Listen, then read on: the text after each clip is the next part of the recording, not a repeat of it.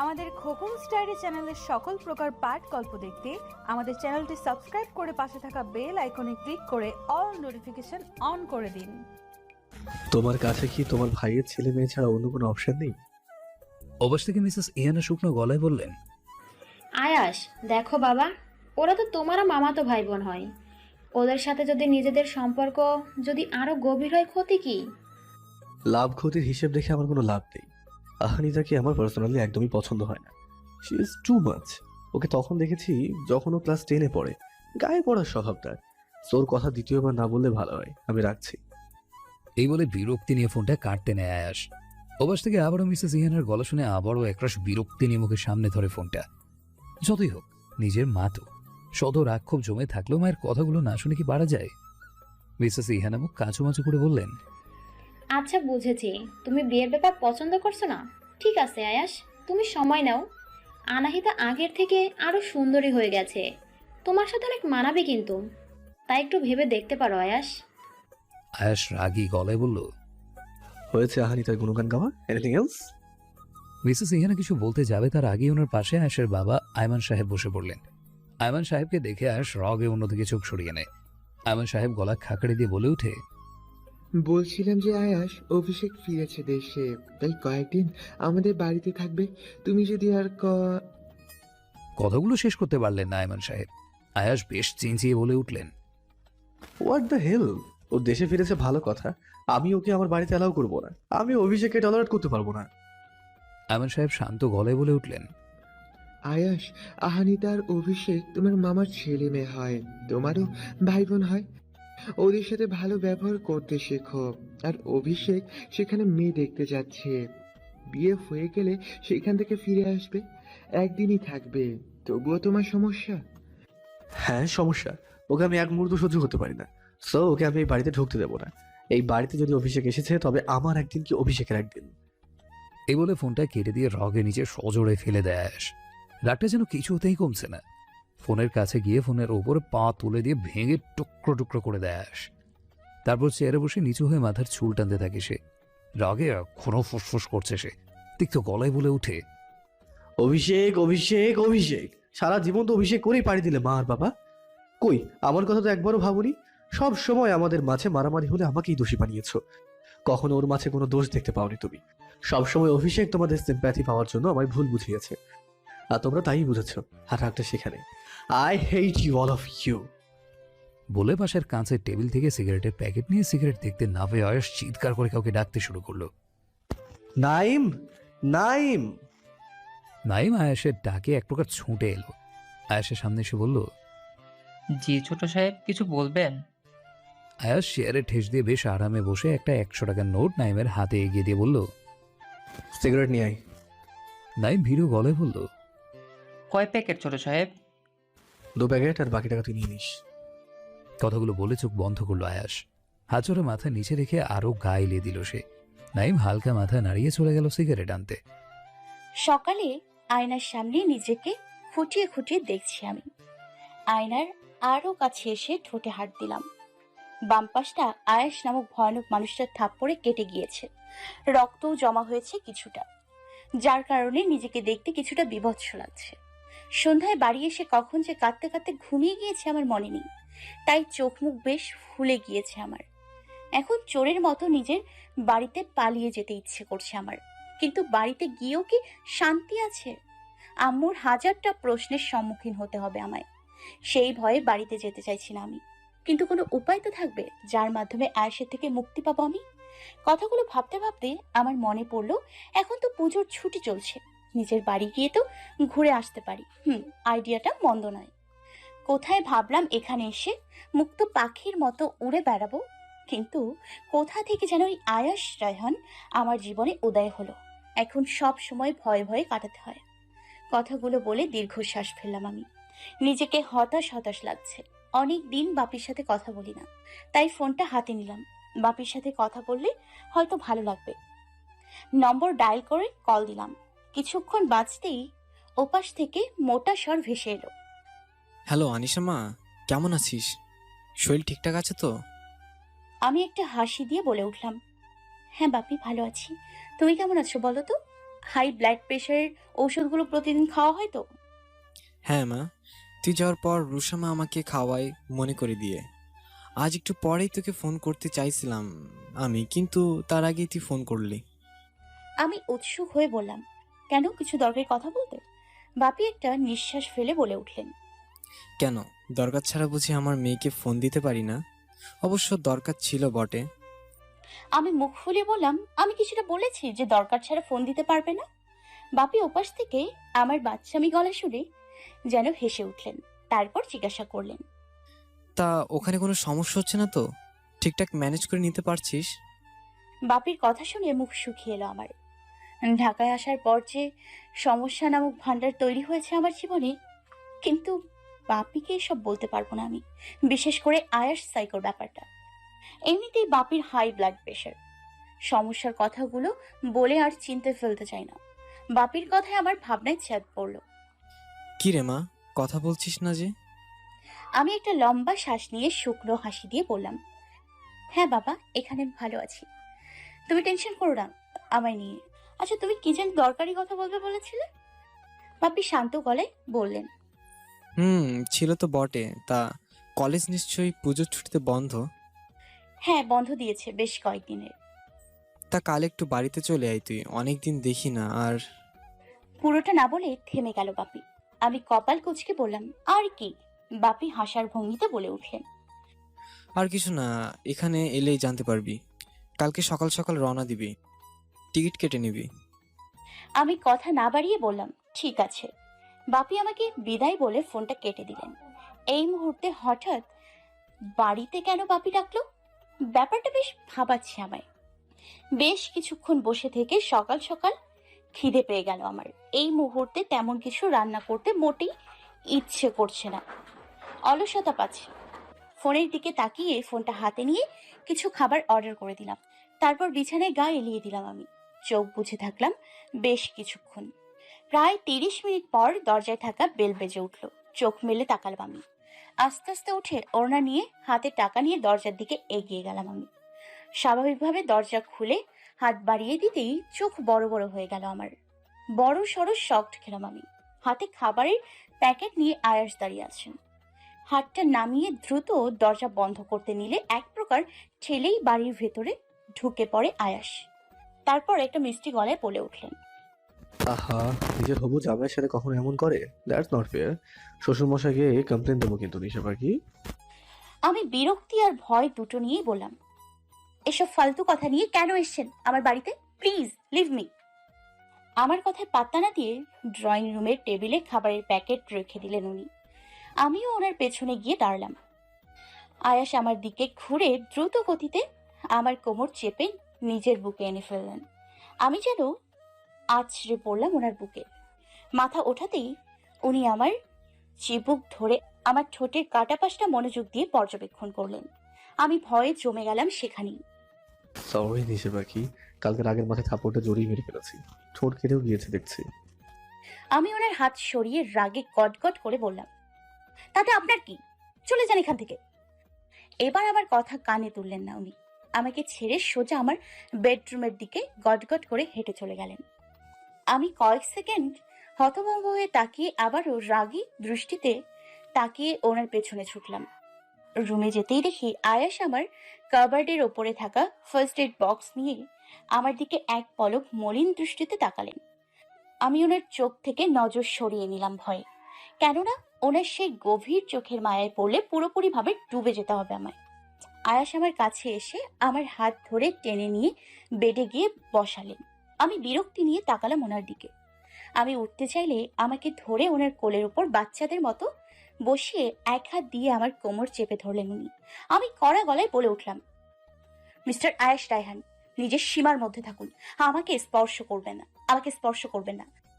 আমাকে স্পর্শ করার অধিকার নেই। যেতে দিন আমায়। এসব অসভ্যতা অন্য কোথাও করবেন। উনি আমার দিকে রাগ নিয়ে তাকালেন, তারপর ধমকে সুরে বললেন, এইসব কথা বলে আমার মাথায় রাগ জড়িয়ে দিলে ক্ষতিটা তোমারই হবে। So shut your mouth. আর সীমার কথা বলছো, দেখতে থাকো আমার সীমা কত দূর হতে পারে। এই বলে ফার্স্ট এড বক্সটা খুলে কিছু একটা খুঁজতে লাগলেন উনি। তারপর হাতে একটা মলম নিলেন। আমার দিকে শান্ত দৃষ্টিতে তাকালেন। মলম হাত থেকে রেখে হাত দিয়ে আমার চোখ জোড়া ঢেকে দিলেন। আমি সরাতে গিয়েও সরালাম না। হঠাৎই কারোর ঠোঁটে ছোঁয়া পেলাম আমার ঠোঁটের কাটা জায়গাটায়। দম বন্ধ হয়ে আসতে নিল আমার। তারপর আমার চোখ থেকে হাত সরিয়ে দিলেন। আমি চোখ গোল গোল করে ওনার দিকে চেয়ে রইলাম। একটু আগে আমার সাথে কি হলো ব্যাপারটা বুঝতে বেশ খানিকটা সময় লাগলো আমার। উনি আমার ঠোঁটে মলম লাগিয়ে দিচ্ছেন সযত্নে। আচ্ছা, লোকটা এমন কেন? যখন ইচ্ছে আঘাত করে, আবার পরে নিজেই মলম লাগায়। মলম লাগানো শেষ হতেই উনি আমায় ছেড়ে দিলেন। আমি গম্ভীর গলায় বললাম, এসব করে কি বোঝাতে চাইছেন? হ্যাঁ, একে তো নিজেই আঘাত করলেন, এখন নিজেই যত্ন করে সারিয়ে তোলার চেষ্টা করছেন। এই বলে উঠে সোজা হয়ে দাঁড়ালাম আমি। আয়াসও দাঁড়িয়ে পড়লেন। আমার দিকে এক নজর তাকিয়ে বললেন, আমি কিছুই বোঝাতে চাইছি না, শুধু আমার ভালোবাসাটুকু বুঝলেই হবে, এর বেশি কিছু চাই না আমার। তুমি না বুঝলেও সারা জীবন এইভাবেই ভালোবাসবো তোমায়। আমি ওনার থেকে আরো দূরে সরে গেলাম। উনি তবুও আমার কাছে এসে আমার দিকে তাকিয়ে কপালের সাথে নিজের কপাল ঠেকিয়ে নিলেন আর ধীরে বলে উঠলেন, বাই দ্য ওয়ে, খাবার খেয়ে নিও, ডেলিভারি দিয়ে গিয়েছে, আমি পেমেন্ট করে দিয়েছি, আমার কাজ আছে। সি ইউ সুন নিশা পাখি। এই রুম থেকে বেরিয়ে গেলেন উনি। আমি এক দৃষ্টিতে ওনার দিকে তাকিয়ে ভাবতে লাগলাম, লোকটা এমন কেন? নিজের চেম্বার থেকে সবে মাত্র বাড়ি ফিরেছে আয়াস। শরীরটা বেশ ক্লান্ত লাগছে। সারাদিন এক টানা পেশেন্ট চেক করতে হয়েছে আজ, তাই ভেবে রেখেছে রুমে গিয়ে এবারে শুয়ে পড়বে। ড্রয়িং রুম পেরিয়ে গিয়ে সিঁড়ি দিয়ে উপরে উঠতেই কারো গলা পেয়ে কৌতূহলীভাবে উপরের দিকে তাকায় আয়াস। উপরে থাকা মানুষটাকে দেখে মুখে হাসি ফুটে ওঠে তার। আয়াস হাসি হাসি মুখ নিয়ে বলে ওঠে, হে অনির্বাণ ব্রো, তুই আর এখানে? অনির্বাণ নামক ছেলেটি হাসি মুখ করে আয়াসের কাছে নেমে এলো। তারপর জড়িয়ে ধরলো আয়াসকে। আয়াসও জড়িয়ে ধরলো অনির্বাণকে। অনির্বাণ আফ্রিদি। অনির্বাণ হচ্ছে আয়াসের খালাতো ভাই আর বেস্ট ফ্রেন্ড। দুজনে সব সময় একসাথে থেকেছে ছোট থেকে। ওদের মাঝে এমন কোনো কথা নেই যা ওরা দুজন দুজনকে শেয়ার করেনি। আয়াসের থেকে অনির্বাণ প্রায় 1 বছর ছোট হলেও দুজনে এতটাই ভালো বন্ধু। অনির্বাণ আর আয়াস দুজনেই ডাক্তারি পড়তে গিয়েছিল লন্ডনে, কিন্তু আয়াস বড় হওয়ায় আয়াস আগে ডাক্তারি কমপ্লিট করে এসে পড়েছে, আর অনির্বাণ পরে। আয়াস ও অনির্বাণ দুজন দুজনকে ছেড়ে গিয়ে হাসতে থাকলো। দুজন যেন আবারও দুজনকে দেখে খুশিতে মেতে উঠল। আয়াস মিষ্টি হেসে বলে উঠল, সো ডাক্তারি কমপ্লিট? ইয়া ব্রো, সেটা তো অনেক আগেই কমপ্লিট, কিন্তু দেশে আসবো আসবো বলতে বলতে আসতে পারিনি। যখন শুনলাম আমার এই প্লে বয় বেস্ট ফ্রেন্ডের মনেও প্রেম জেগেছে, তাই ভাবিকে দেখতে ছুটে এলাম। কথাটা বলে হেসে দিল অনির্বাণ। আয়াস ভারী গলায় বলে উঠল, কি যে বলবো তোকে, সে তো আমাকে বোঝেই না। আমাকে দেখলে তাকে ওর ঘৃণা আসে। তার মানে কি করে ভালোবাসা তৈরি করবো আমি বুঝতে পারছি না। অনির্বাণ একটা দীর্ঘশ্বাস ফেলে আয়াসের বাহু ধরে বলল, হেই, তুই না আমার ভাই? তোর পিছনে এত এত মেয়ের লাইন, অথচ এমন মেয়ের পিছনে পড়লি যে তোকে পছন্দই করে না। ব্যাপারটা বেশ ফানি। আমি যতদূর জানি তুই তোর কনফিডেন্স হারাস না কখনো। আজ কি হলো? Chill bro, she will be yours। অনির্বাণের কথা শুনে কিছুটা আশ্বস্ত হলো আয়াস। তারপর আয়াস হালকা কণ্ঠে বলে উঠল, তো কখন এসেছিস তুই? এবার অন্তত ফোন করে বলতে পারতিস। এই তো প্রায় 1 ঘন্টা হয়ে এসেছে এলাম। দাদিমা তো দেখি আমাকে দেখে খুশি আর ধরেই না। আর তোকে ফোন দিয়ে দিতাম, তবে অবশ্যই তোকে সারপ্রাইজড হতে দেখতে পারতাম না। আয়াস বাঁকা হেসে বলে, অনেকদিন তো হলো গল্প হয় না তোর সাথে, চল আজ জমিয়ে আড্ডা দেওয়া যাক।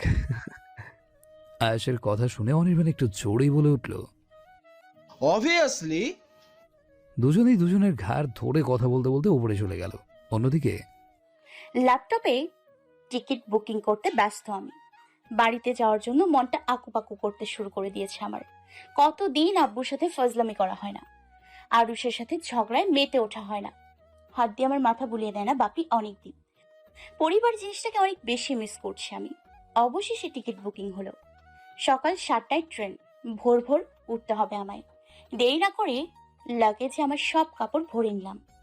সন্ধ্যা থেকে 4টা আইসক্রিম খাওয়ার পর এখনো খিদে পাইনি আমার। ভোর ভোর ওঠার জন্য বেশ তাড়াতাড়ি শুয়ে পড়লাম আমি। সকালে অ্যালার্মের শব্দে পিটপিট করে চোখ মেললাম আমি। ফোনের অ্যালার্মটা বন্ধ করে আবারও চাদর মুড়ি দিয়ে কিছুক্ষণ শুয়ে থাকলাম। 10 মিনিট পর উঠে ফ্রেশ হয়ে নিয়ে ঘড়ির দিকে তাকালাম। 5টা 30 বাজে। আর দেরি না করে রেডি হতে শুরু করলাম আমি। রেডি হয়ে লাগেজ নিয়ে বাড়ি থেকে বেরিয়ে গেটের তালা দিয়ে চলতে শুরু করলাম মেইন রোডের দিকে। এখনো ঘুম ঘুম পাচ্ছে আমার। রাতে না খাওয়ার জন্য এখন বড্ড খিদে পেয়ে গিয়েছে। রাস্তায় কোনো ভালো রেস্টুরেন্টে ব্রেকফাস্ট করে নিব বলে ঠিক করলাম। একটা অটোতে উঠে বসলাম আর একটা ভালো রেস্টুরেন্টে দাঁড় করতে বললাম। মিনিট 20 পর একটা রেস্টুরেন্টের সামনে দাঁড় করালেন ড্রাইভার।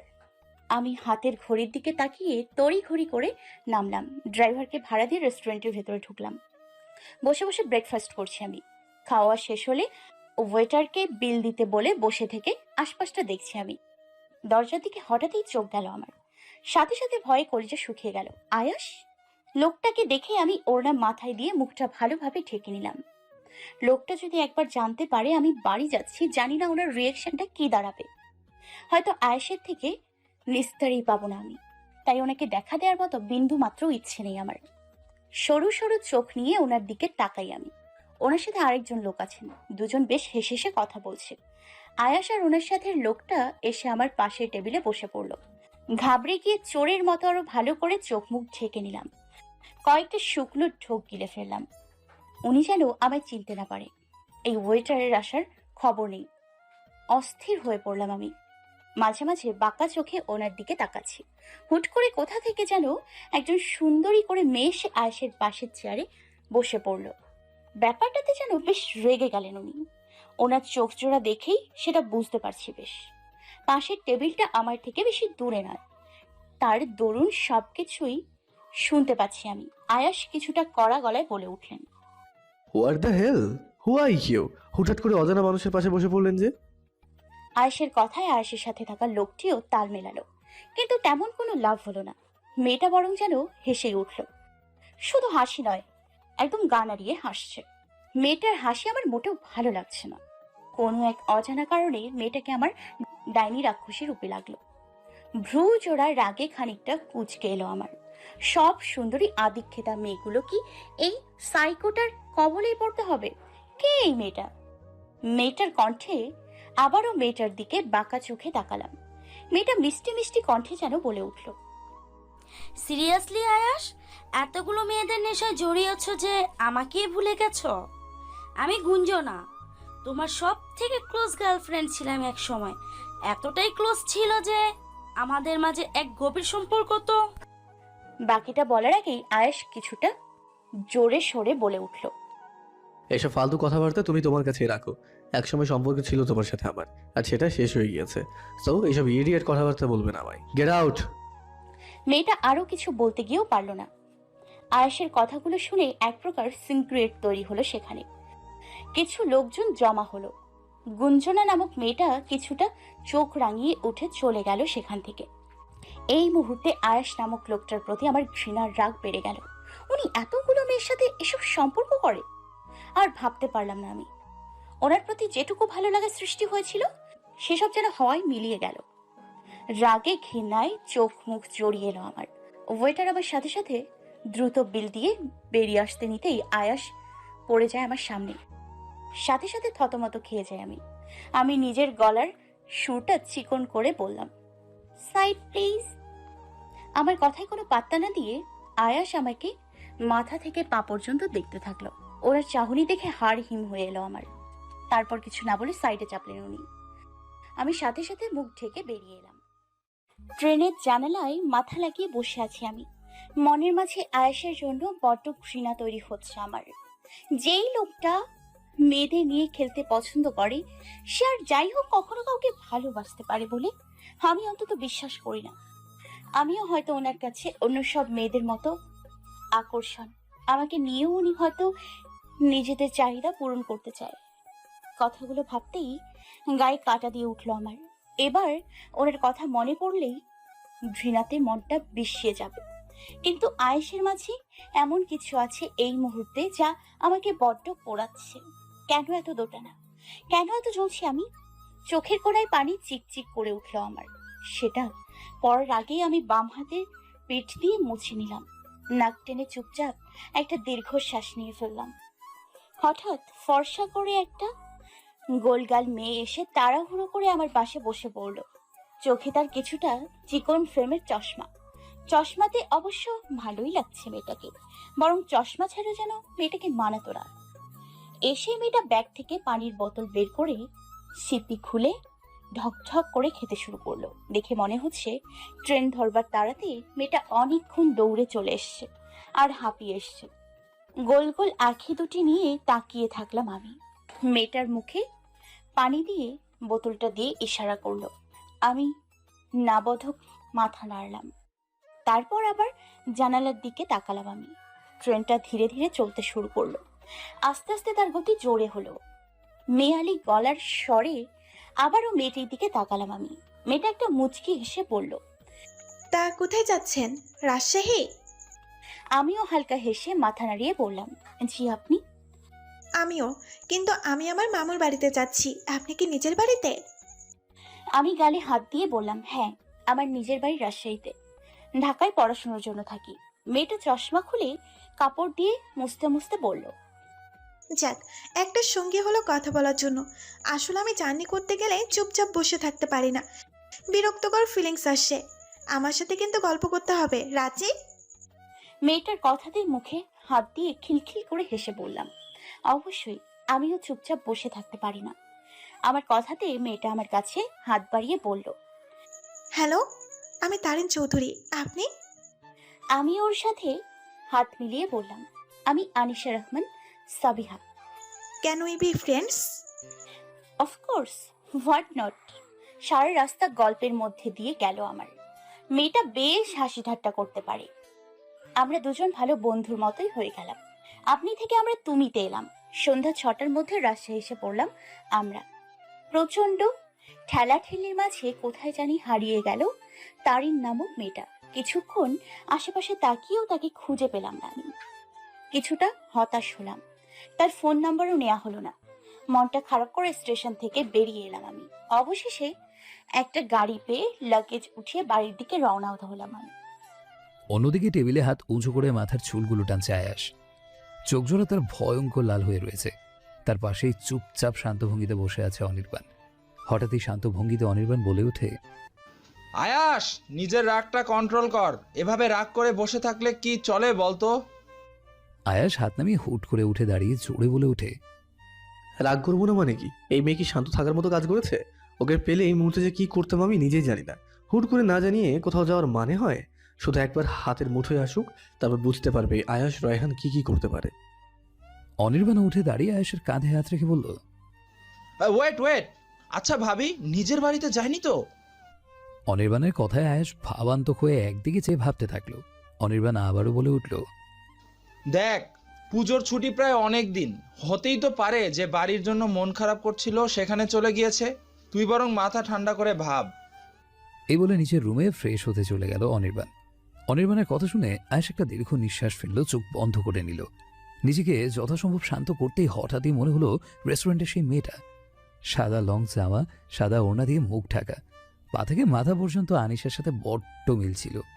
সাথে সাথে চোখ খুলে ফেলল আয়াস। তারপর চিৎকার দিয়ে বলে উঠল, বোকা বোকা বানিয়ে চলে গেলি আনিশা, হ্যাঁ? এর ফল তোকে ভুগতে হবে। Just wait and see. এবার যদি শ্বশুর বাড়ি থেকে সবার সামনে তোকে তুলে না নিয়ে আসতে পেরেছি, তবে আমার নামও আয়াস রায়হান নয়। বাড়িতে আসার সাথে সাথেই সবাই ব্যস্ত হয়ে পড়লো আমায় নিয়ে। সবার মুখে হাসি হাসি ভাব। ওদের মুখ দেখেই বুঝতে পারছি ওরা আমাকে কতটা মিস করছে। আমি তো আম্মুকে ধরে প্রায় কেঁদেই দিলাম। আমার কান্না শুনে আম্মু খানিকটা হাসার ভঙ্গিতে বলে উঠছে, বাহ বাহ, নিজের সিদ্ধান্ত নিয়ে বাপির আশকারা পেয়ে ঢাকায় পড়তে গেলে কয়েকদিন থাকতে না থাকতে বাড়িতে এসে কান্নাকাটি শুরু করে দিয়েছো। তাহলে শ্বশুর বাড়িতে গেলে তোমার কি হবে শুনি? আম্মুর কথা শুনে আম্মুর ঘাট থেকে মাথা উঠিয়ে লজ্জায় এক প্রকার কাঁচুমাচু হয়ে গেলাম আমি। এরই মাঝে রুষা আমার মাথায় টোকা মেরে বলল, তাড়াতাড়ি দূর হ বাড়ি থেকে, আমি তোর রুমে ট্রান্সফার হব। ওর কথা শুনে রেগে মেগে দাঁত চেপে আমি বলে উঠলাম, খবরদার আমার রুমের দিকে পা বাড়াবি তো বাড়ি থেকে বিদায় হওয়ার আগেই তোর পা কেটে রেখে দিব, তারপর যাব। আমার রুমে তালা দিয়ে চাবিটা আমি নিয়ে চলে যাব। আমার কথা শুনে রুষা প্রায় রেগে মেগে কিছু একটা বলতে যাবে, তার আগে আম্মু ধমক দিয়ে বলে উঠল, আসার সাথে সাথে শুরু করতে হবে তৃতীয় বিশ্বযুদ্ধ। আনিশা, যা তো ফ্রেশ হয়ে আয়, আমি রান্না বসাই। আমি হাতে লাগেজ নিয়ে আম্মুর উদ্দেশ্যে বললাম, বাপি কোথায় দেখছি না যে? আজ তোর বাপির কিছু ইম্পর্টেন্ট কাজ আছে অফিসে, আসতে একটু রাত হবে। এই বলে চলে গেল আম্মু রান্না বসাতে। আমিও লাগেজ নিয়ে নিজের রুমে আসলাম। পিছে পিছে আমার প্রাণ প্রিয় ছোট বোনটাও এলো। তারপর অভিমানী কণ্ঠে বলল, আপি, তুই আমার জন্য কিছু নিয়ে এলি না? ঢাকা থেকে আসলি আর কিছু না নিয়ে চলে আসলি? আমি স্বাভাবিক কণ্ঠে বললাম, তোর জন্য কি নিয়ে আসবো? তুই কে? আমার ঘর থেকে বিদায় হতো, আমি ফ্রেশ হব। আমার কথা শুনে মুখ ভেঙচি দিয়ে রুষা বলে উঠল, তোর কপালে বর নাই, থাকলেও ডেভিল বর জুটবে। অভিশাপ দিলাম, যা। রুষার অভিশাপ কখনো মিথ্যা হয় না। এই বলে আর এক মুহূর্ত না দাঁড়িয়ে দৌড় দিল রুষা। আমি মুচকি হেসে টাওয়াল হাতে নিয়ে ওয়াশরুমের দিকে পা বাড়ালাম। রাতে বাপির সাথে টেবিলে বসে গল্প করছি আর ডিনার করছি আমি। এতদিন পর যেন নিজেকে অনেক খুশি খুশি লাগছে। খাওয়া শেষ করে আমি উঠতে নিলে বাপি আমার হাত আলতো করে ধরে বলল, আনিমা, একটু তোর বাপির কাছে বস। বাপির কথা শুনে আমি খানিকটা অবাকই হলাম। সচরাচর বাপি এমন করে না, তবুও হাসি মুখে নিয়ে বাপির পাশে বসে পড়লাম। তারপর শান্ত গলায় বললাম, হ্যাঁ বাপি বলো। বাপি আমার মাথায় হাত বুলিয়ে দিয়ে বললেন, দেখ মা, অনেকটা বড় হয়েছিস তুই। এখন তো তোকে বিয়ে দিতে চেয়েছিলাম না, তবে একজন ভালো পাত্রর খোঁজ পেলাম। হঠাৎ ভাবলাম একদিন না একদিন সবাইকে শ্বশুরবাড়ি যেতে হয়। যদি যোগ্য কেউ হয় তবে তো ভালোই হয়। তাই তোকে না বলেই একজন ছেলেকে আমি ডেকেছি। কথাগুলো বলে থেমে একটু নিঃশ্বাস নিলেন বাপি। বাপির কথাগুলো শুনে আমি স্তব্ধ হয়ে বসে রইলাম। চোখের কোণা দিয়ে এক ফোঁটা পানি হাতে পড়ল। আমি নাক টেনে ফুপিয়ে বললাম, এটা তো কথা ছিল না বাপি। আমি পড়াশুনো শেষ না করে বিয়ে করব না, এতে তুমি সায় দিয়েছিলে। বাপি আমার কান্না দেখে যেন খানিকটা কষ্ট পেলেন, খানিকটা নরম গলায় বলে উঠলেন, পড়াশোনা তো বিয়ের পরেও করা যায়। ওরা বিয়ের পর তোকে আমেরিকায় নিয়ে যাবে, সেখানে আরো ভালো লেখাপড়া করতে পারবি তুই। আর দেখা হলেই তো বিয়ে হয়ে যায় না, তাই না? তাই বলছে আগে দেখা কর ছেলের সাথে। তোর ভালো লাগলে বা খারাপ লাগলে আমাকে বলবি। বাপির কথা শুনে আর কিছু বললাম না। কি বলবো, কথাগুলো তো গলার মাঝেই দলা পাকিয়ে যাচ্ছে। কিছু বলতে ইচ্ছে করছে না এই মুহূর্তে। এক মনে তাকিয়ে আছি আমি। বাপি আমার মাথায় আবারও হাত বুলিয়ে দিলেন। এরই মাঝে আম্মু এসে চায়ের ট্রেটা টেবিলে রেখে বাপিকে চা এগিয়ে দিয়ে বললেন, আনিশা, কান্নাকাটি করার কিছু নেই, কালকে পাত্রপক্ষ আসছে, গিয়ে ঘুমিয়ে পড়। আম্মুর কথা শুনে অসহায় ভাবে আম্মুর দিকে তাকালাম আমি, কিন্তু আম্মুর কোনো হেলদোল নেই, আমার দিকে তাকাচ্ছে না পর্যন্ত। ব্যাপারটায় বেশ রাগ হলো আমার। আমাকে তাড়ানো নিয়ে এত তোড়জোড়, তার উপর আমার দিকে তাকাচ্ছেও না। খুব অভিমান হচ্ছে। চেয়ার থেকে উঠে চলে ধূপধাপ করে নিজের রুমের দিকে পা বাড়ালাম। নিজের রুমে যাওয়ার আগে রুষার রুমের দিকে চোখ যায় আমার। ওর রুমের দরজা হালকা ঠেলে ভেতর দিকে তাকিয়ে আশেপাশে তাকালাম আমি। ভেতরে ড্রিম লাইট জ্বালিয়ে একাধারে ফোন টিপছে রুষা। একটা হালকা নিঃশ্বাস ফেলে দরজা বন্ধ করে নিজের রুমে ঢুকে পড়লাম। লাইটটা জ্বালিয়েই বেডে গিয়ে শুয়ে ড্রিম লাইট জ্বালিয়ে গা এড়িয়ে দিলাম আমি। চোখটা বন্ধ করলাম। এই মুহূর্তে বিয়েতে আমার কোনো মত নেই। এত তাড়াতাড়ি বিয়ে নামক এই দায়িত্বে জড়িয়ে থাকতে চাই না আমি, কিন্তু বিয়েই আমাকে সেই আয়াসের হাত থেকে মুক্তি দিতে পারে। বিয়েতে যদি আমি মত দিই তবে আমি আয়াসের থেকে সারা জীবনের মতো দূরে যেতে পারবো। তবে কি আমার বিয়েতে মত দেওয়া উচিত? হয়তো উচিত, কারণ বাপি নিশ্চয়ই কোনো খারাপ ছেলের সাথে বিয়ে ঠিক করবে না। জানি না কি করা উচিত, মাথাটা ব্যথা করছে আমার। এসব ভাবনার মাঝে আয়াসের থেকে বাঁচার আশার আলো যেন উকি দিয়ে চলেছে। এমন সময় মনে হলো কেউ আমার পাশে বসলো। চোখটা হালকা করে খুললাম আমি। মিটমিটে আলোতে আম্মুর মলিন মুখ দেখতে পেলাম আমি। ভালো করে তাকালাম। হ্যাঁ, আম্মুই তো এসছে। আম্মুকে দেখে মনটা খারাপ হয়ে এলো আমার। আমি মাথাটা সরিয়ে আম্মুর কোলে মাথা রাখলাম। তারপর চোখ বন্ধ করে আম্মুকে জড়িয়ে ধরে একটা স্বস্তির নিঃশ্বাস ফেললাম। যতই চিন্তা থাকুক না কেন, মায়ের কাছে এলে যেন সব দূর হয়ে যায়। এভাবে আম্মু কিছুক্ষণ নীরব থাকার পর হঠাৎ শান্ত গলায় বলে উঠল, আনিশা, এমন কেউ কি আছে তোর জীবনে যাকে তুই নিজের জীবন সঙ্গী বানাতে চাস? কাউকে পছন্দ আছে তোর? যদি থাকে আমায় বলতে পারিস। আম্মুর কথা শুনে চোখ জোড়া খুলে আম্মুর দিকে তাকালাম আমি। আম্মু আমার দিকে এক নজরে তাকিয়ে আছে। আম্মুর মুখে কথাটা শুনে বুকটা ছিপ ছিপ করছে আমার। আমার কোনো উত্তর না পেয়ে আম্মু নিজের পা খানিকটা নাড়িয়ে বলে উঠল, কি হলো বল, আছে এমন কেউ? আমি আমতা আমতা করে বললাম, না আম্মু, এমন কেউ নেই। আম্মু একটা স্বস্তির কণ্ঠে বলে উঠল, জানতাম আমার মেয়ে যে তুই। আমরা যেখানে তোর বিয়ে ঠিক করতে চলেছি সেখানে তুই খুব সুখী থাকবি দেখিস। এই বলে মুচকি হাসলো আম্মু। আমি আহাম্মকের মতো আম্মুর দিকে তাকিয়ে আছি। জানি না সুখে থাকবো কিনা, তবে আয়েশের থেকে মুক্তি পাওয়া মানেই সুখে থাকা আমার কাছে। আর যাই হোক, ওনার মতো লোকটার কাছে তো নিজেকে ধরা দেওয়া যাবে না, কিছুতেই না। কথাগুলো ভেবে আমি আম্মুকে বললাম, রাত তো অনেক হলো, ঘুমাবে না? আম্মু মাথা নাড়ালো। আমি আর কিছু না ভেবে আবারও চোখ বুজে আম্মুর কোলে মাথা গুজে দিলাম। আম্মু আমার মাথার চুলে বিলি কেটে দিতে থাকলো। এক সময় ঘুমের রাজ্যে তলিয়ে গেলাম আমি। সকালে হসপিটালে যাওয়ার জন্য রেডি হচ্ছে আয়েশ। যদিও আজ হসপিটালে যাওয়ার কোনো রকম ইচ্ছে তার ছিল না, তবুও অনেকগুলো পেশেন্ট জমা হয়ে গিয়েছে। অ্যাপয়েন্টমেন্ট নিয়েছে অনেকেই, 2জন ইমার্জেন্সি পেশেন্টও নাকি পড়ে আছে, তাই না গেলেই নয়। আকাশি রঙের একটা শার্ট পরে বোতাম লাগাতে ব্যস্ত সে। এমন সময় ফোনের রিংটোনটা তার শব্দ করে বাজতে থাকলো। শার্টের দুটো বোতাম লাগানোর পর সোফায় পড়ে থাকা ফোনটা থেকে পুরো কোঁচকে বাম হাতে ফোনটা তুলে নিল সে। স্ক্রিনে থাকা নামটা দেখে চোখ মুখ গম্ভীর করে রিসিভ করে কানে ধরে ফোনটা। তারপর গম্ভীর গলায় বলে ওঠে, কাজ হয়েছে? অ্যাড্রেস পেয়েছো? কয়েক সেকেন্ড চুপ থেকে ওপাশে থাকা মানুষটার কথা শুনে আস, তারপর আবার বলে ওঠে, ইয়াস, তুমি বলো, আমার মনে থাকবে। ওপাশ থেকে কথা বলা মানুষটির কথা মনোযোগ দিয়ে শুনে নেয় আস, তারপর একটা ভাঁকা হাসি দিয়ে বলে ওঠে, okay, good job, you will get the money letter. কথাটা বলে কল কেটে দেয় আস। বাকি শার্টের বোতাম লাগিয়ে কাঠের টেবিলের উপরে থাকা নোটপ্যাড আর কলমদানিতে থাকা একটা কলম নিয়ে একটা অ্যাড্রেস লিখে ফেলে সে। লেখা শেষে পেজটা ছিঁড়ে ফেলে সুন্দর করে ভাঁজ করে শার্টের পকেটে সযত্নে রেখে দিয়ে একদিকে তাকিয়ে ভ্রু উঁচিয়ে আয়াস রহস্যময় কণ্ঠে বলে ওঠে, আমি আসছি, just wait and watch, your psycho lover is coming very soon. হালকা হালকা ঠান্ডার মাঝে ফুল স্পিডে ফ্যান ছেড়ে দিয়ে কম্বল মুড়ি দিয়ে শুয়ে আছি আমি। ঘুমটা ভেঙেছে প্রায় বেশ কিছুক্ষণ আগে। সত্যি বলতে ওসব পাত্রপক্ষের সামনে হঠাৎই মনে হলো কেউ দরজা খুলে আমার ঘরে প্রবেশ করলো।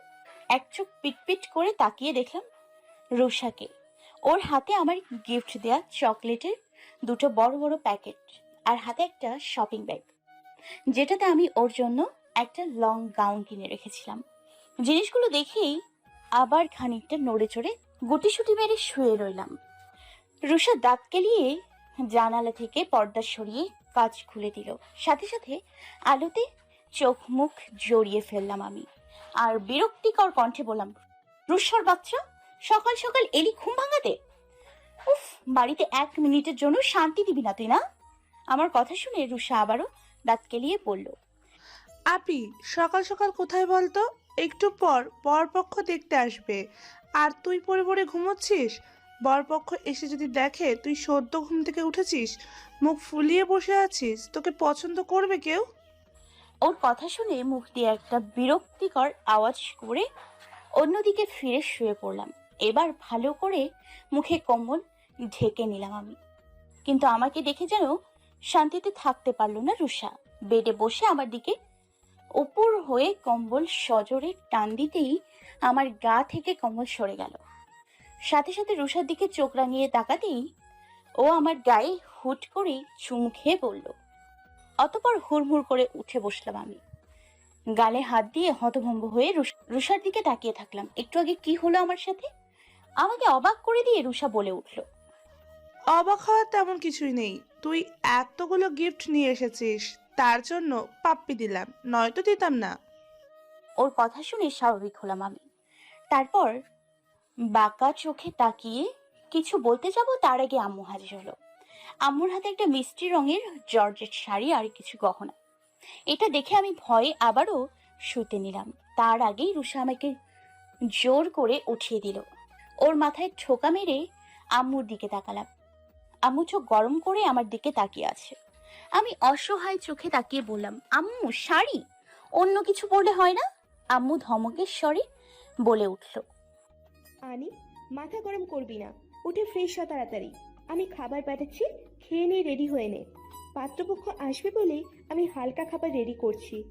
আর রুষা, তুই তোর বোনকে রেডি করতে সাহায্য কর। আম্মুর কথায় রুষা মাথা নাড়ালো। আমি বাধ্য মেয়ের মতো মাথা নাড়লাম। সাথে সাথে আম্মু হন হন করে বেরিয়ে গেল। আমি রুষার দিকে চোখ গরম করে তাকিয়ে ওয়াশরুমে চলে গেলাম। নিজের রুমে রেডি হয়ে শাড়ি ঠিক করতে করতে ব্যস্ত হয়ে পড়েছি আমি। নিচে লোকজনের কথাবার্তা শোনা যাচ্ছে। রুষা একটু আগে বলে গেল পাত্রপক্ষ এসে গিয়েছে। কোনো এক অজানা টেনশনেই কপালে বিন্দু বিন্দু ঘাম জমা হয়েছে। রুষা জোর করে হালকা সাজিয়ে দিয়েছে, চুলে খোপা করে দিয়েছে। মিনিট 5 পর রুষা এসে দ্রুত গতিতে বলল, আপি আপি আপি, তোকে দেখবে, নিচে চল। আমি হালকা মাথা দোলালাম। তারপর রুষার সাথে নিতেই ফোনটা বেজে উঠল।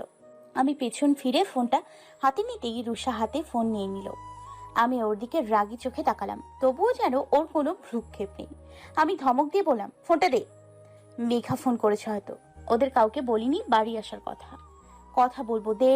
রুষা আমার কথায় পাত্তা না দিয়েই ফোনটা না দেখে রিসিভ করে কানে ধরে বলল, হ্যালো, রুষা রহমান স্পিকিং।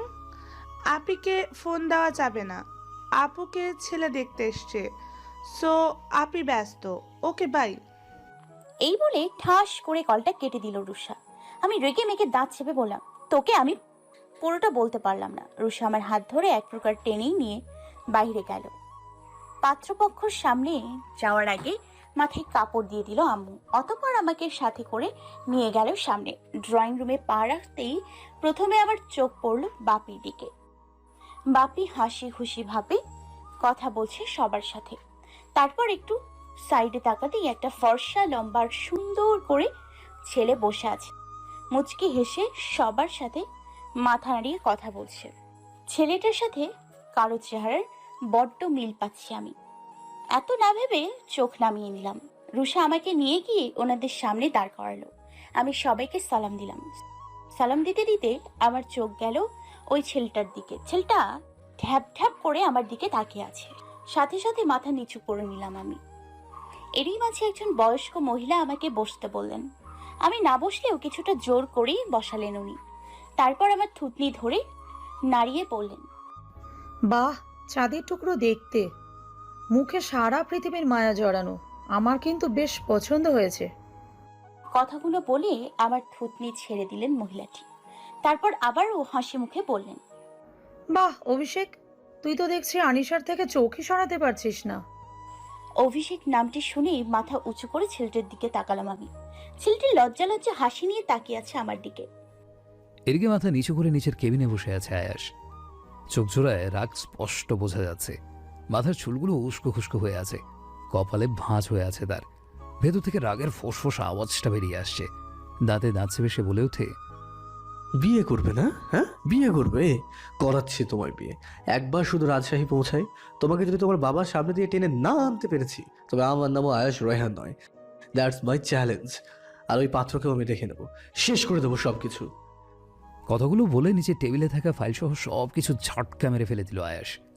তারপর নিজের মাথার চুল নাড়িয়ে উপরে তুলতে তুলতে টেলিফোনের লাইনে কাউকে ফোন করলো সে। তারপর গম্ভীর গলায় বলে উঠল, কাম টু মাই কেবিন। এই বলে লাইন কেটে দিয়ে মাথা নিচু করে বসে থাকলো সে। মিনিট 2 পরেই কেবিনের দরজা খোলার শব্দ হলো। একটা মিনমিনে মেলি কণ্ঠ ভেসে এলো আয়াসের কানে। May I come in sir?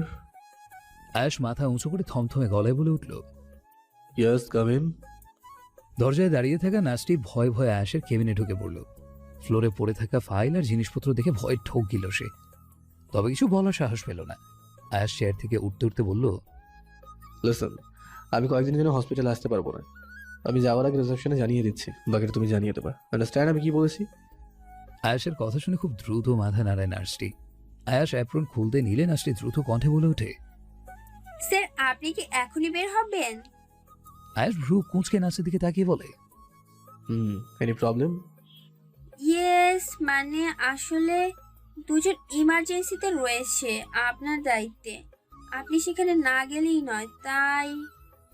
বাকি কথা শেষ করার আগে আয়াস বিরক্তির সুরে বলে ওঠে, এখন আমাকে ইমার্জেন্সি সামলাতে হবে? অন্য কোনো ডক্টর এই মুহূর্তে নেই? ডক্টর প্রতীক তো থাকার কথা। আয়েশা একটা বিরক্তির শ্বাস ফেলে হাতে থাকা ঘড়ির দিকে তাকায়। আসলে স্যার, প্রতীক স্যারও ওই মুহূর্তে বিজি আছে। ঘড়িতে 10টা 51 বাজে। এখন ঢাকা থেকে রাজশাহী না যেতে পারলেই নয়, আবার পেশেন্ট না সামলেও নয়। এমনিতেই আনিশা মেয়েটা তার মাথায় রাগ উঠিয়েছে। শুধু রাগ নয়, সীমাহীন রাগ। আয়েশ চোখ বন্ধ করে খানিকটা জোরে বলে উঠল, ঠিক আছে যাও, আমি আসছি। নার্স মাথা দুলিয়ে আয়েশের কেবিন থেকে গট গট করে বেরিয়ে যায়। অন্যদিকে ছাদে দাঁড়িয়ে আছি আমি। আমার থেকে কিছুটা দূরত্ব বজায় রেখে দাঁড়িয়ে আছেন অভিষেক। দুজনকে হালকা করে কথা বলার জন্য একসাথে ছাদে পাঠানো হয়েছে। কিন্তু বেশ কিছুক্ষণ যাবৎ আমি আর অভিষেক দুজনেই চুপ হয়ে আছি। আমি রেলিং ধরে নিচের দিকে এক মনে তাকিয়ে আছি। এবার নীরবতা কাটিয়ে অভিষেক বলে উঠলেন, চুপচাপ দাঁড়িয়ে থাকার জন্যই বুঝি আমাদের এখানে পাঠানো হয়েছে? আমি অভিষেকের কথার ঝটপট করে ওনার দিকে তাকালাম। উনি মুচকি হেসে দাঁড়িয়ে আছেন। আমি জোর করে মুখে হাসি টেনে চুপচাপ বসে দাঁড়িয়ে থাকলাম। আবারও অভিষেক বললেন, তবুও চুপ কেন? আমি আমতামতা করে বললাম, এমনিতেই। অভিষেক হাত নাড়িয়ে বললেন, আপনি কথা কম বলেন বুঝি। চাঁদে আসার পর থেকে আপনার মুখ থেকে আমি একটা কথাই বের করতে পেরেছি, সেটা হচ্ছে এমনিতেই। ব্যাপারটা অবশ্য খারাপ নয়, কারণ শুনেছি জ্ঞানী মানুষরা কথা কম বলে। তবে আমি আপনার সম্পর্কে যা শুনেছি তাতে তো মনে হয় না আপনি কম কথা বলেন। আমার সাথে কথা বলতে মন চাইছে না? আমি অভিষেকের কথা শুনে তড়িঘড়ি করে বলে উঠলাম, এমা না না, সেটা নয় আসলে। আমি থামিয়ে দিয়ে অভিষেক বলে উঠলেন, বুঝেছি মিস আনিশা, আসলে আপনি আমার সাথে ফ্রি নয়। আমি চুপচাপ মাথা নিচু করে দাঁড়িয়ে থাকলাম। উনি একটা হাসি দিলেন আমার নীরবতা দেখে। তারপর অন্যদিকে ঘুরে দাঁড়াতে দাঁড়াতে বললেন, তা এইসব ফুলের গাছ আপনার লাগানো? আমি মাথা দুলিয়ে বলে উঠলাম, জি। তারপর আমার দিকে ফিরে তাকালেন অভিষেক। আমার কাছে এসে একটু দূরে দাঁড়িয়ে স্বাভাবিক গলায় বলে উঠলেন, এবার আমি একটা স্বাভাবিক প্রশ্ন করব, যেটা প্রায় সবাই করে থাকে। লোকটির কথায় জিজ্ঞেস দৃষ্টিতে তাকালাম আমি। আমার চোখে চোখ রেখে অভিষেক বলে উঠলেন, আপনার কি কোনো সম্পর্ক আছে কারোর সাথে? আই মিন কাউকে ভালোবাসেন? ভালোবাসা নামক অনুভূতির নামটি শুনে বুকটা কেঁপে উঠল আমার। হার্টবিট কেমন জানি দ্রুত হয়ে গেল। কপালে আর নাকে বিন্দু বিন্দু ঘাম এসে জমা হলো। চোখের সামনে ভাসতে লাগলো আয়েশ নামক ঘৃণিত লোকটির চিত্র। আচ্ছা, ভালোবাসার কথা শুনে নাকি ভালোবাসার মানুষটার ছবি চোখের সামনে ভেসে ওঠে। তবে আমার কাছে কেন তার উল্টোটা হচ্ছে? কেন আমার চোখের সামনে আমার দেখা সব থেকে ঘৃণিত মানুষটি ফুটে উঠছে? কেন? আমার নীরবতা দেখে অভিষেক আমার মুখের সামনে চুটকি বাজালেন। সাথে সাথে ধ্যান ভেঙে গেল আমার। হকচকে অভিষেকের দিকে তাকালাম আমি। উনি এক গাল হেসে বললেন, আমার উত্তর কিন্তু এখনো পাইনি আমি। আমি একটা নিঃশ্বাস ফেলে বলে উঠলাম, না নেই এমন কেউ যাকে আমি ভালোবাসি। কারোর সাথে সম্পর্ক নেই আমার। তবে আপনি এই বিয়েতে রাজি, এটা কি ধরে নিতে পারি? আমার দিকে নিচু হয়ে কথাটা বললেন অভিষেক। আমি কাঁপা কাঁপা গলায় বললাম, জি জি জি। যেখানে আমার ফ্যামিলির রাজি, সেহেতু আমার না রাজি থাকার কোনো কারণ নেই। আমার কথা শুনে যেন একটা স্বস্তির নিঃশ্বাস ফেলেন অভিষেক। তারপর বলে উঠলেন, আমি তো আপনাকে অনেক কিছু জিজ্ঞেস করলাম, আপনি আমায় কিছু বললেন না। এটা তো জিজ্ঞেস করলেন না যে আমার কাউকে পছন্দ আছে নাকি। অভিষেকের কথায় আমি মুখে মুচকি হাসি ফুটিয়ে বললাম, আমার মনে হয় না আপনার এমন কেউ আছে। থাকলে অবশ্যই আমায় দেখতে আসতেন না। You are a intelligent girl. এই বলে ছাদের রেলিং এর দিকে এগিয়ে গিয়ে শক্তভাবে ছাদের রেলিং ধরে উনি শান্ত গলায় বললেন, বাট আমি এই মুহূর্তে একজনকে পছন্দ করে ফেলেছি। তার সাথে আমার ফার্স্ট লাভ অ্যাট সাইড হয়ে গেছে। কিন্তু সে কে তা জানতে চাইবেন না? আমি শান্ত গলায় বললাম, জি বলুন। উনি আমার দিকে ফিরে আমার দিকে এক মনে তাকিয়ে বললেন, সে হলো আনিশা রহমান, সাভিয়া। ইয়েস, আপনি ঠিকই শুনেছেন। আসলে প্রথমে আপনাকে দেখে হয়তো আমার মনে হয় প্রেম প্রেম ভাবটা চলে এসেছে। তা এই প্রেমিককে একসেপ্ট করা যাবে? ওনার কথায় সূক্ষ্ম দৃষ্টিতে তাকিয়ে থাকলাম আমি। আর কোনো উত্তর দিলাম না। অতঃপর আমার নীরবতা দেখে অভিষেক বললেন, বড্ড ভাবন্তক হয়ে গেছেন। আপনার মৌনতাকে কি ধরে নিব সেটা বুঝতে পারছি না। এখন উত্তর না পেলেও পরে ঠিকই উত্তরটা পাবো বলে আশা করছি মিস আনিশা, আর উত্তরটা হ্যাঁ হবে বলেও আশা করছি। সো এখন যাওয়া যাক। আমি মাথা দোলালাম। অভিষেক আমাকে হাত বাড়িয়ে যেতে বললেন। আমি হাসির রেখা টেনে ছাদ থেকে নিচে নামতে থাকলাম। আমি আর অভিষেক। আদৌ কি উত্তরটা কখনো হ্যাঁ হবে? অন্যদিকে বিকেল প্রায় 5টা। আয়াস অপারেশন থিয়েটার থেকে হন হন করে বেরিয়ে নিচের কেবিনে চলে আসে। একরাশ বিরক্তি নিয়ে হাতে থাকা গ্লাভস আর মুখে থাকা মাস্ক টেনে খুলে ফেলে সে। তারপর ঘড়ির দিকে তাকিয়ে ভার গলায় বলে ওঠে,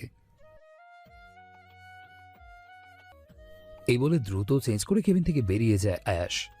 বাড়িতে ফিরতেই চিল্লিয়ে চিল্লিয়ে অনির্বাণকে ডাকতে শুরু করে আয়াস। অনির্বাণ, অনির্বাণ, তাড়াতাড়ি নিচে নাম, it's too late, you have to go. আয়াসের চেঁচামেচিতে অনির্বাণ সহ তামান্না বেগমও নিজের ঘর থেকে বেরিয়ে আসেন। তামান্না বেগম আয়াসের কাছে এসে বললেন, কি হয়েছে আয়াস? কোথায় যাবি? সবে তো ফিরলি। আয়াস দ্রুত গলায় বলে ওঠে, দাদিমা, আজকে রাত সেই যাচ্ছি, খুব তাড়াতাড়ি ফিরবো আমি আর অনির্বাণ, তুমি সাবধানে থেকো। আয়াসের কথা শুনে তামান্না বেগম অবাক হয়ে বলে ওঠেন, রাজশাহী যাচ্ছিস? আয়াস সিঁড়ি দিয়ে উপরে উঠতে উঠতে বলল, তেমন কিছু নয়, তোমার হবু নাতবইয়ের একটু বেশি সাহসী হয়ে গেছে, তাকে সাহায্য করে এখানে আনতে হবে আর কি। তুমি খাবার বাড়ো, দুপুরের লাঞ্চ হয়নি, এক্ষুনি খেয়েই বেরিয়ে পড়বো। এই বলে উপরে উঠে নিজের রুমে ঢুকে গেল আয়াস। তামান্না বেগম অবিশ্বাস্য চোখে তাকিয়ে থাকলেন। তারপর অনির্বাণের দিকে তাকিয়ে চোখ ছোট ছোট করে বললেন, অনি, এসব কি হচ্ছে? অনির্বাণ জোর করে হেসে বলে ওঠে, তেমন কিছু নয় দাদিমা, তোমার নাত বউকে বাড়িতে আনার প্রসেস চলছে আর কি। আর আমি নিজের ভাবিকে দেখার জন্য রাজশাহী যাচ্ছি, আর কিচ্ছু না। কথাগুলো বলে অনির্বাণও কেটে পড়লো তামান্না বেগমের সামনে থেকে। ছেলেগুলো পাগল হয়ে গেছে, আর কিছু বলার নেই। বিড়বিড় করে বলতে বলতে রান্নাঘরে চলে গেলেন তামান্না বেগম। অন্যদিকে জানালার পাশে বসে এক মনে ছোট পিচ্চিদের ক্রিকেট খেলা দেখছি আমি। মনটা কেমন জানি ছটফট করছে, ভালো লাগছে না একদমই। বারবার মনে হচ্ছে আমি কিছু একটা ভুল করে বসছি, কিন্তু কোন ভুল আমার মনটা কুড়ে কুড়ে খাচ্ছে সেটা মাথায় আসছে না। অভিষেক লোকটা খারাপ নয়, বরং খুব ভালো, তবে ওনাকে এক অজ্ঞাত কারণে পছন্দ হয়নি আমার। কিন্তু অপছন্দ করার মতো কোনো কারণও খুঁজে পেলাম না আমি। কথাগুলো ভাবতে ভাবতেই কারো তীক্ষ্ণ গলা পেয়ে রীতিমতো ভয়ে চমকে গেলাম আমি। পেছন ফিরে দেখলাম রুষা ভূতের মতো মুখ করে বারবার বলে চলছে, হাও মাও খাও, হাও মাও খাও। আমি রাগী চোখে তাকিয়ে বললাম, কি হয়েছে? ভয় লাগে না আমার? আমাকে হার্ট অ্যাটাক করিয়ে মারবি? রুষা আমার পাশে আমার বাহু ধরে আমার সাথে গালে গাল চেপে বলল, আরে দূর, তোকে মারার কোনো রকম ইচ্ছেই আমার নেই। তোর কিছু হলে আমার বিয়ে খাওয়া হবে না। তোর বিয়ে নিয়ে কত কিছু ভেবে রেখেছি আমি। আমি বিরক্তি হয়ে নিজেকে ছাড়িয়ে বললাম, ভাবছি তোকে আগে বিদায় করব। আরে শোন না, বিদায় হলেও সারা জীবন তোর পেছনে পড়ে থাকার অনেক ইচ্ছে আছে আমার। অভিষেক জিজু কত ভালো, যেমন হ্যান্ডসাম তেমন স্মার্ট, তাই ভাবছি অভিষেক জিজুর কোনো কাজিন বা ভাইয়ের গলায় ঝুলে পড়বো। বলে শয়তানি হাসি দিল রুষা। আমি একটা ভেঙচি কেটে বললাম, তোর এক কাজ কি? যার গলায় ঝুলে পড়বি সে তোর জন্য পাগল হয়ে রাস্তায় রাস্তায় ঘুরবে, দেখিস। আমার কথা শুনে রুষা জোরে বলে উঠল, সাবিপু। আমি আর কিছু বললাম না, ও আমাকে ভেঙচি কেটে চলে গেল রুম থেকে। আমি হুহা করে হেসে দিলাম। ফোনের রিংটোনে হাসি থেমে গেল আমার। ফোনটা হাতে নিয়ে আননোন নম্বর দিকে ভ্রু কুচকে তাকালাম আমি। ফোনটা হুট করেই কেটে গেল। তারপর আর পাত্তা দিলাম না। আমি আননোন নাম্বার সাধারণত রিসিভ করি না। এরই মাঝে ঘটলো আম্মুর আগমন। আম্মু এসে তড়িঘড়ি করে বলে উঠল, আনিশা শোন, কালকে তুই আর অভিষেক একটু একা কোথাও ঘুরে আসবি। আমি মুখ ফুলিয়ে বললাম, কেন? কেন মানে, কালকের পরের দিন বিয়ের ফাইনাল ডেট ফিক্সড হবে, আর বিয়ের যতদিন বাকি থাকবে ততদিন তোরা নিজেরা ফ্রি হয়ে নিবি না? ধমকের সুরে কথাটা বলল আম্মু। আমি ভ্রু কুচকে বললাম, কাল না গেলে নয়? আম্মু চোখ গরম করে বলল, না নয়, আমি বলেছি যাবি মানে যাবি, ব্যাস। পাকোড়া করেছি, খেলে নিচে আয়। এই বলে দ্রুত পায়ে বেরিয়ে গেল আম্মু। আমি হতাশ মুখ নিয়ে বসে থেকে নিজেই নিজেকে বললাম, আমাকে তাড়াতে পারলেই যেন শান্তি। এই বলে নিচে যাওয়ার জন্য উঠে দাঁড়ালাম আমি। সকাল সকাল ডেকে তুলেছে আমায় আম্মু। আমি গাল ফুলিয়ে বসে আছি রেডি হয়ে, অপেক্ষা করছি অভিষেকে। বারবার ঘড়ির দিকে তাকাচ্ছি। হঠাৎই ঘড়ির হর্ন বাজায়, ভাবলাম অবশেষে অপেক্ষার অবসান ঘটল। দেরি না করে হাতে পার্স নিয়ে বেরিয়ে গেলাম ঘর থেকে। নিচে নামতে না নামতেই এক চেনা কণ্ঠের চেঁচামেচিতে মেইন দরজায় চোখ পড়ল আমার। সাথে সাথে অবাকের চরম সীমায় পৌঁছে যাই আমি। সাথে সাথে ভয়ের টানা মনে বাসা বাঁধতে থাকে। সামনে স্বয়ং আয়েশকে দেখে ভয়ে কয়েকটা শুকনো ঝোঁক দিলে আশেপাশে তাকালাম। বাপি সোফায় বসে খবরের কাগজ রেখে দিয়ে সন্দেহের দৃষ্টিতে আয়েশের দিকে তাকিয়ে আছে। আম্মু রান্নাঘর থেকে দ্রুত বেরিয়ে এসছে। সেই সাথে হাতে ফোন নিয়ে ঘুম ঘুম চোখে বেরিয়ে এসছে রুষা। সবাইকে দেখে ভয়ে গলা শুকিয়ে এলো আমার। অতঃপর আয়েশের দিকে তাকালাম। ওনার চোখ জোড়াতেই যেন আগুন দাউ দাউ করে জ্বলছে। কয়েক সেকেন্ড পর বাপি আয়েশের উদ্দেশ্যে বলে উঠলেন, কে তুমি?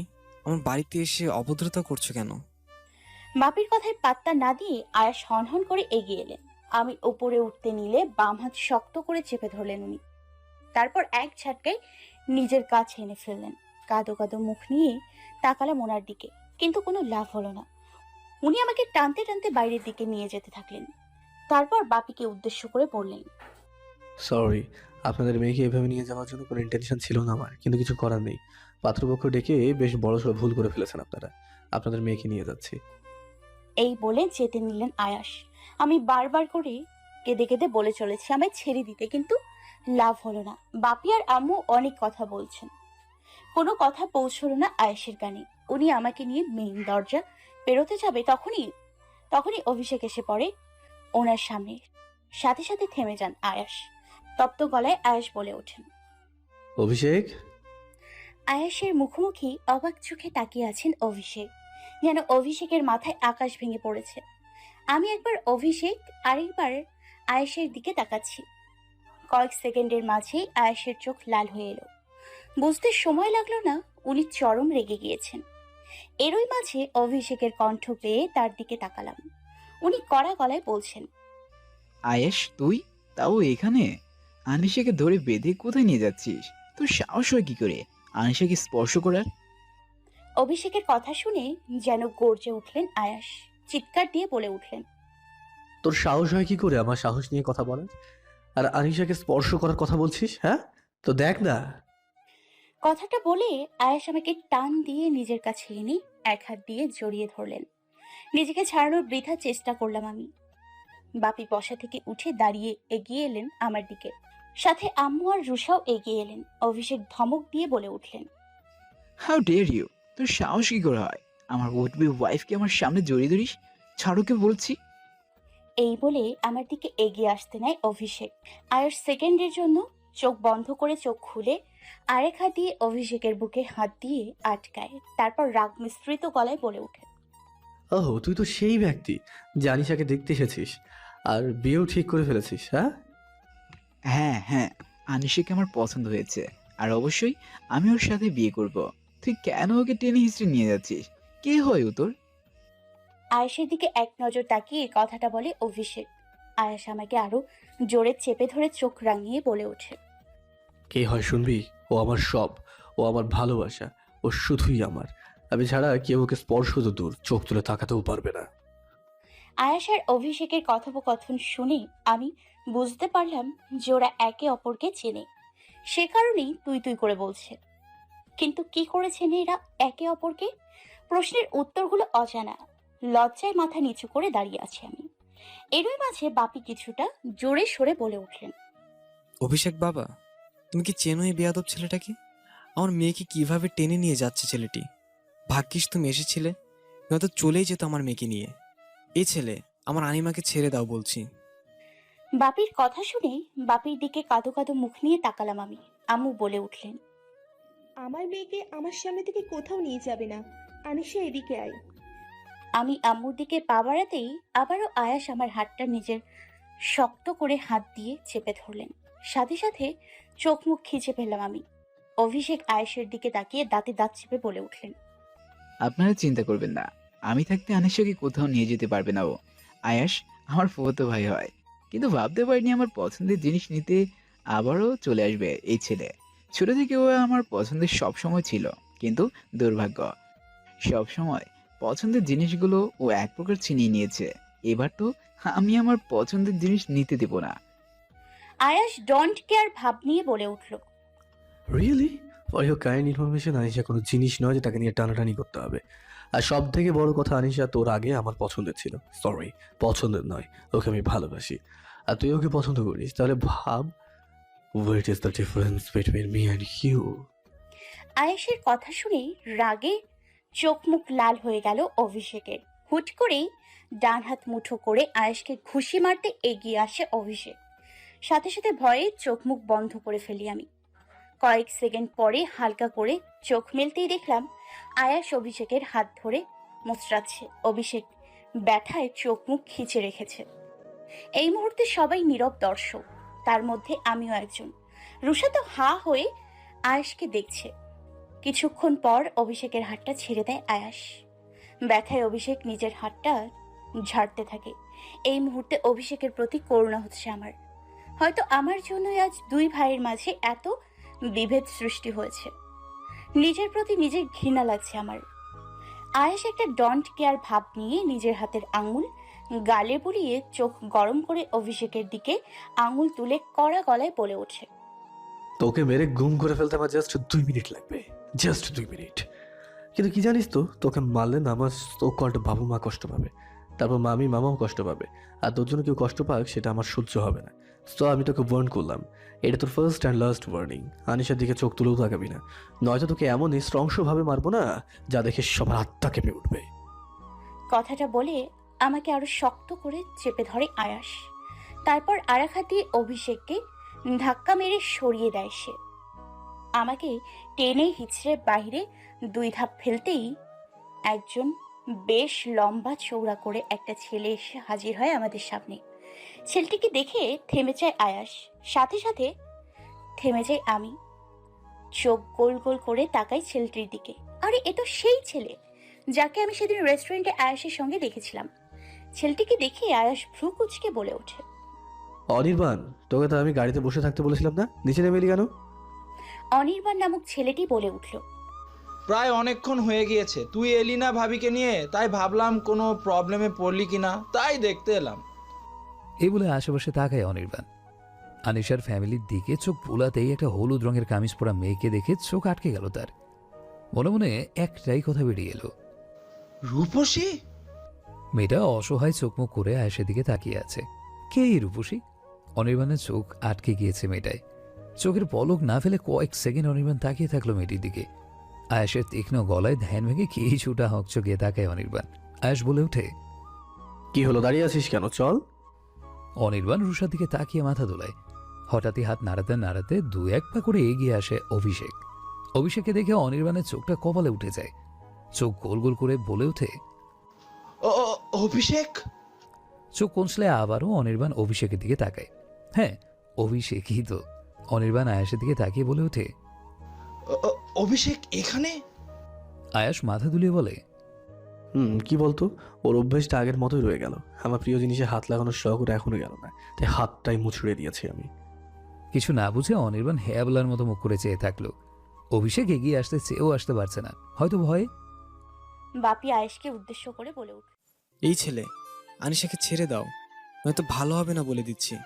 পুলিশে কমপ্লেন করব তোমার নামে। আয়াস স্বাভাবিক গলায় বলে ওঠে, করতে পারেন, আমার কোনো প্রবলেম নেই।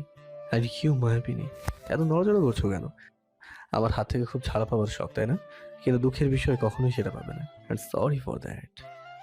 কথাটা বলে একটা রুমাল আমার মুখে চেপে ধরলেন উনি। সাথে সাথে রুমাল ছাড়ানোর চেষ্টা করতে করতে শরীর অবশ হয়ে এলো আমার। চোখ জোড়া বন্ধ হয়ে আসতে নিল। অস্পষ্টভাবে শুনতে পেলাম রুষা আর আম্মুর চিৎকার। আর কিছু মনে নেই আমার। আনিশাকে কোলে নিয়ে আয়াস যেতে শুরু করলো। আর ইশারা করে অনির্বাণকে আনিশার পরিবারকে সামলাতে বলে আনিশাকে নিয়ে বেরিয়ে গেল।